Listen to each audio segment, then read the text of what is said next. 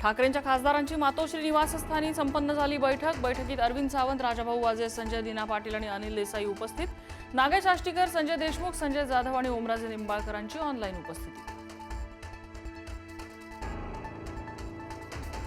आमदार रोहित पवारांच्या अन्नत्याग आंदोलनाचा आज तिसरा दिवस। रोहित पवारांची प्रकृती खालावली। आंदोलनस्थळी रोहित पवारांचं कुटुंब दाखल। महाजनांची चर्चा होईपर्यंत सलाईन लावणार नाही, रोहित पवारांचा निर्धार।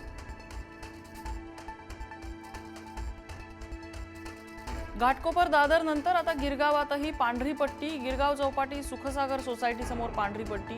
गिरगावकर संघटनेनं पांढऱ्या पट्टीवर मारला काळा स्प्रे।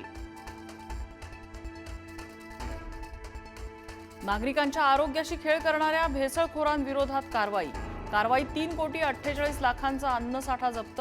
अन्न पदार्थांचे नमुने तपासणीसाठी प्रयोगशाळेत पाठवले।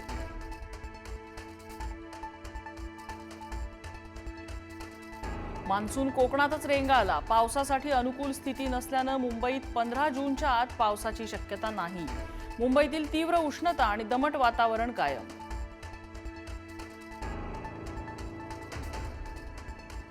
हिंगोलीतील पहेनी गावाला वादळी वाऱ्याचा फटका। अनेक घरांवरचे पत्रे उडाले। नागरिकांना पावसाळ्यात जागून काढावी लागली रात्र, तर काही ठिकाणी केळीच्या बागाही जमीनदोस्त। राज्यातील सर्वच धरणांमधील पाणी पिण्यासाठी राखीव। सिंचनासाठी उपसाबंदी लागू। संभाव्य जलसंकटामुळे राज्य सरकारचा निर्णय। पावसाळ्यापूर्वी माथेरानच्या राणीला ब्रेक। 15 जूनपासून Neral Aman lodge mini train बंद। 15 ऑक्टोबरपर्यंत फक्त माथेरान अमन लॉज शटल धावणार।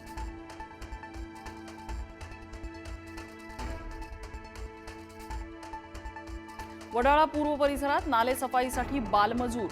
अल्पवयीन मुलं हातानं नालेसफाई करत असल्याचा व्हिडिओ समोर। बीएमसीच्या कामकाजावर प्रश्नचिन्ह। संबंधित विभागाकडून प्रकरणावर कोणतंही स्पष्टीकरण नाही।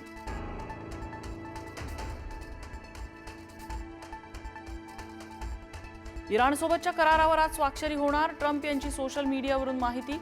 स्वाक्षरी होताच होर्मुझ खुली करणार, ट्रम्प यांचा दावा। इराणकडून मात्र अद्याप अंतिम होकार बाकी।